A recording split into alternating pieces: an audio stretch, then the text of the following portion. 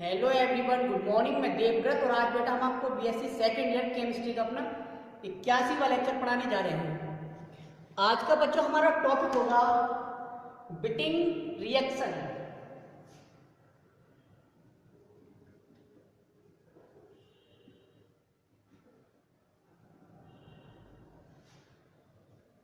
Beating अभिक्रिया।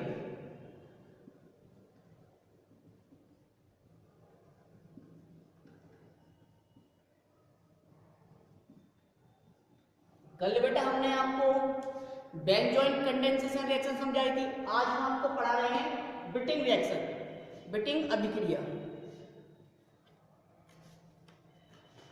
देखते हैं जरा,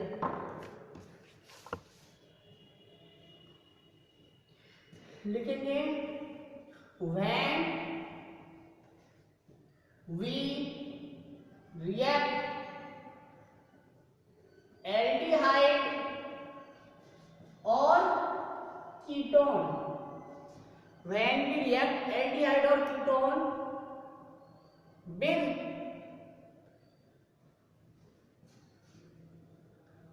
beating reagent अर्थात बिटिंग अभिकर्मक को हम बेटा फॉस्फोरस इलाइड भी बोलते हैं। Phosphorus ylide. When we react aldehyde और कीटोन, और एल्डिहाइड और कीटोन को हम बोल सकते हैं बेटा carbonyl compound, carbonyl compound. When we react aldehyde और ketone with Wittig reagent, then substituted alkene,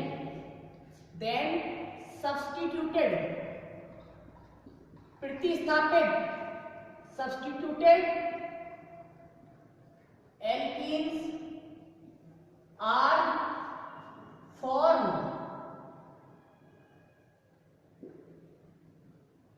जब बेटा हम फास्फोरस इलाइड यानी कि बिटिंग रिएजेंट की रिएक्शन एल्डिहाइड या कीटोन से कराएंगे तो हमें सब्स्टिट्यूटेड एल्कीन प्राप्त होगी।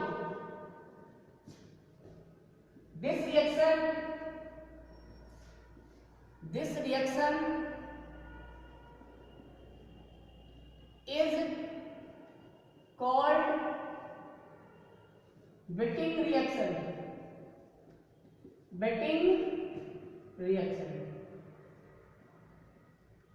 यह अभिक्रिया बेटा बिटिंग अभिक्रिया कहलाती है। हो गया।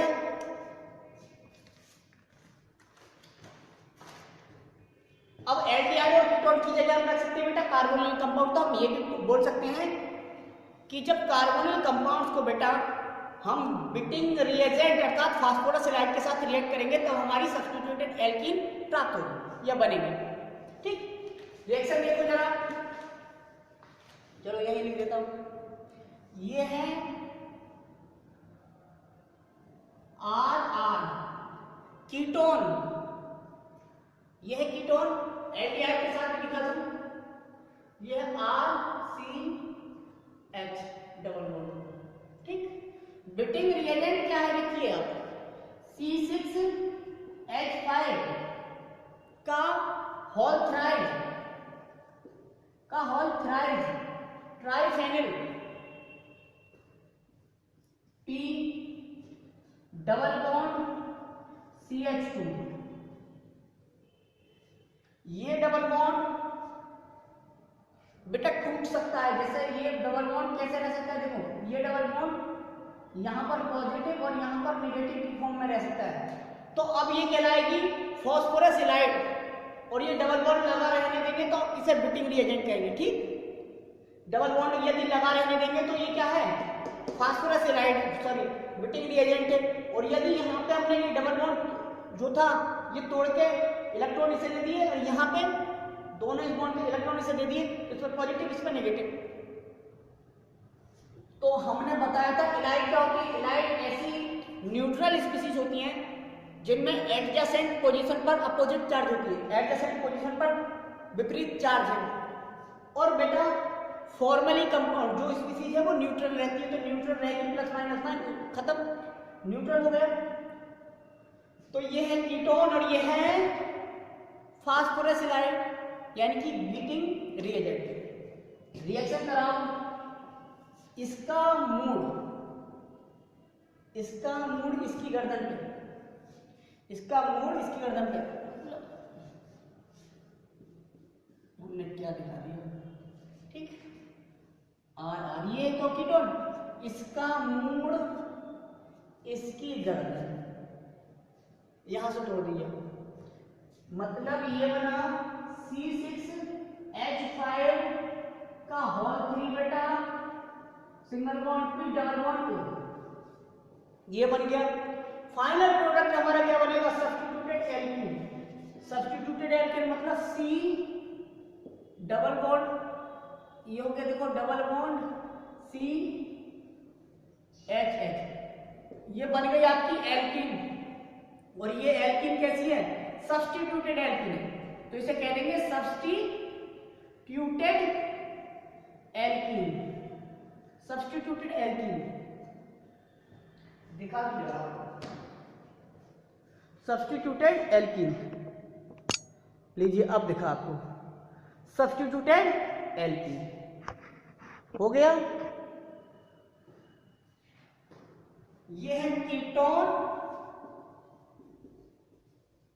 यह है बिटिंग रिएजेंट, और जब हम चार्ज की फॉर्म में दिखाएंगे तो ये क्या कहलाएगा, फास्फोरस हैलाइड, ठीक। तो फास्फोरस हैलाइड भी बोल सकते हैं हम इसे, मतलब हो गया। अब ये है एल्डिहाइड, ये है एल्डिहाइड। रिएक्शन किससे कर रहा हूं मैं, बिटिंग रिएजेंट से। बिटिंग रिएजेंट तो ये है CH2 डबल बॉन्ड P और C6H5 का होल थ्राइस, यही तो है, मैंने उल्टा रख दिया ताकि मैं यहां से दोनों बॉन्ड तोड़ दूं और यहां से दोनों बॉन्ड तोड़ दूं, इसकी गर्दन इसके मूड पर, इसकी मूड इसकी गर्दन पर, साफ सी बात है, ठीक है। और रिएक्शन होगी बेटा, रिएक्शन होगी, क्या होगा, RCH, चलो छोटा कर दो, RCH डबल बॉन्ड, क्या जुड़ा था यहां से, डबल बॉन्ड से CH2, ठीक। ये बन गई सब्स्टिट्यूटेड एल्कीन, सब्स्टिट्यूटेड एल्कीन। अच्छा, निकला हुआ प्रोडक्ट क्या निकलेगा, माइनस में निकलेगा ये P डबल बॉन्ड O है, यहां लिखा P double bond O C6H5 का होल थ्राइड, ठीक। C6H5 का whole थ्राइड P double bond O, ये निकल गया, ये बन गई आपकी सब्स्टिट्यूटेड एल्कीन। अब देखते हैं बेटा मैकेनिज्म, हेडिंग डाल दीजिए मैकेनिज्म। मैकेनिज्म क्या है, अभिक्रिया क्रिया विधि, ये रिएक्शन हो गई। तो बीटिंग रिएजेंट और बेटा एल्डिहाइड या कीटोन की रिएक्शन बीटिंग रिएक्शन कहलाती है। प्रोडक्ट इसमें सब्स्टिट्यूटेड एल्कीन बनती है, प्रोडक्ट है इसका सब्स्टिट्यूटेड एल्कीन, प्रतिस्थापित एल्कीन बनती है।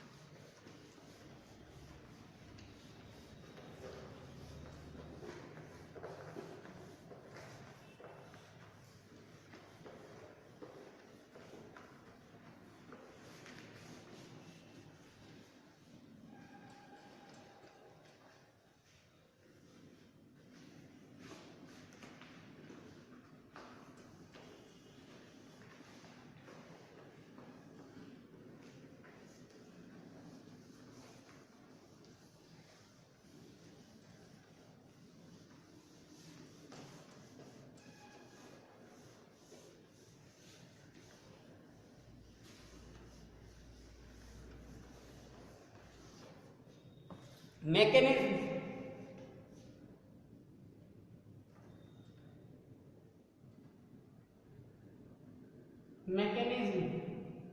अभिक्रिया की क्रियाविधि। The mechanism of this reaction is completed in following steps, अर्थात इस अभिक्रिया की क्रियाविधि निम्न पदों में पूर्ण होती है। स्टेप फर्स्ट में देखिए, स्टेप फर्स्ट, इस स्टेप में क्या होगा? स्टेप फर्स्ट में B10 बनता है। क्या बनती है? B10।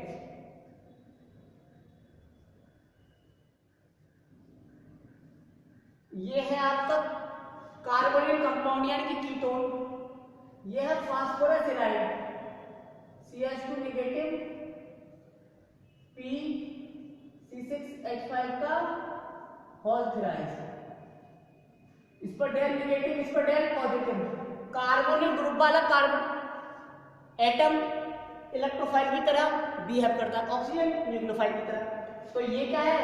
न्यूक्लियोफाइल ये अटैक करेगा यहाँ पर, यहाँ जुड़ जाएगा और ये डबल बॉन्ड यहाँ पर शिफ्ट हो जाएगा। ठीक, प्रोडक्ट बनेगा आपका बेटा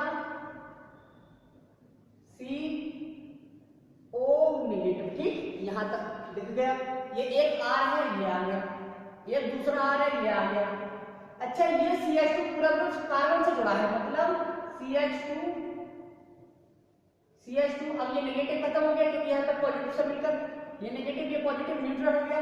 इस CH2 से P है, P, इस P से C6H5 का होल है, यानी कि 3 फेनल ग्रुप जुड़े हुए हैं, C6H5 हो गया। ये है बेटा B10। ये क्या है? B10। इस फास्फोरस का पॉजिटिव चार्ज है, किस पर नेगेटिव, से पॉजिटिव। तो इस फास्फोरस का पॉजिटिव चार्ज ये कहलाएगा बेटा B10।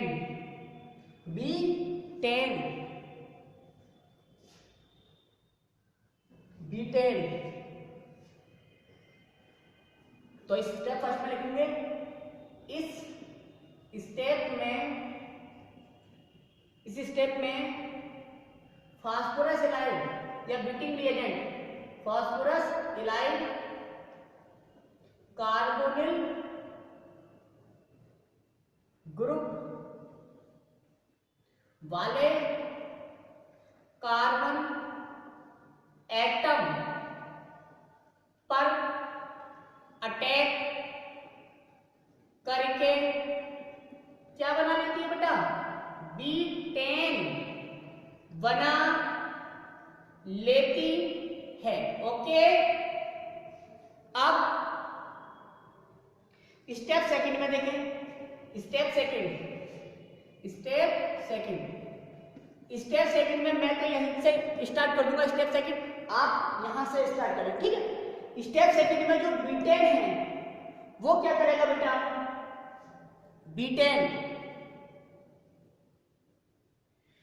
इंट्रामोलिकुलर रिएक्शन करेगा। इंट्रामोलिकुलर रिएक्शन मतलब ये नेगेटिव, ये पॉजिटिव, और बनाएगा ऑक्सीफॉस्फेट। क्या बना लेगा? ऑक्सीफॉस्फेट। ये नेगेटिव, ये पॉजिटिव, यहां एक बॉन्ड बन गया। क्या बन गया बेटा? एक बॉन्ड अटैक कर दिया। देखिए आप, ये बन गया C है, इससे O है, ठीक। यहां पर R जुड़ा हुआ है, यहां पर R जुड़ा हुआ है, ये CH2 से जुड़ा हुआ है, ये CH2 P से जुड़ा हुआ है, और ये ऑक्सीजन और फास्फोरस आपस में भी जुड़ गए, और यहाँ C6H5 का होल थ्राइड। ये कहलाएगा बेटा ऑक्सीफॉस्फेट।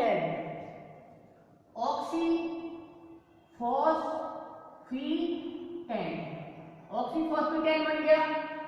एल्केन, 10 मतलब एल्केन से मिला। यहाँ पर हर जगह बेटा सिंगल बॉन्ड है हर किसी के मध्य, इसलिए N सब डाल गए। तो ऑक्सी मतलब ऑक्सीजन के लिए, फॉस्फी मतलब फास्फोरस के लिए, और 10 मतलब सभी सिंगल बॉन्डेड है, इसलिए।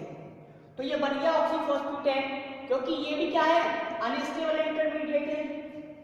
ये क्या है? अनस्टेबल इंटरमीडिएट बना था, तो इसलिए बहुत ज्यादा रिएक्टिव था। इंट्रामोलिकुलर रिएक्शन करके दूसरा एक रिएक्शन इंटरमीडिएट बना लिया, ये भी इंटरमीडिएट है बेटा और ये भी एक स्टेबल है। ये जो बॉन्ड है, ये जो बॉन्ड है बेटा बहुत कमजोर है। क्या है बेटा? बहुत कमजोर है। यहां से देखो ये तोड़ देंगे, इस बॉन्ड के दोनों इलेक्ट्रॉन, इस बॉन्ड के दोनों इलेक्ट्रॉन किसके पास जाएंगे बेटा? ऑक्सीजन की इलेक्ट्रोनेगेटिविटी जा रही है, इस बॉन्ड के दोनों इलेक्ट्रॉन ऑक्सीजन पर। यहाँ फास्फोरस और कार्बन की बात चलिए तो फास्फोरस की इलेक्ट्रोनेगेटिविटी का कार्बन की जाए तो कार्बन पाएंगे इस बॉन्ड के दोनों इलेक्ट्रॉन, इस बॉन्ड के दोनों इलेक्ट्रॉन कार्बन के पास आ गए यहाँ। तो देखिए स्टेप थर्ड में ये हो रहा है, यहाँ डाल दीजिएगा स्टेप थर्ड। अब स्टेप थर्ड में ऑक्सीफॉस्फेट क्या कर रहा है? टूट रहा है और बना रहा है फाइनल प्रोडक्ट सब्स्टिट्यूटेड एल्कीन। देखिए आप यहां से बॉन्ड तोड़ दिया, मतलब ये C बन रहा है, यहां पर डबल बॉन्ड बन गया, ये नया बॉन्ड है CH2, यहाँ R था, ये एल्कीन बन गई बेटा, सब्स्टिट्यूटेड एल्कीन। अच्छा साइड प्रोडक्ट क्या निकला देख लीजिए आप, साइड प्रोडक्ट निकला आपका O double bond P single bond C6H5 का होल थी।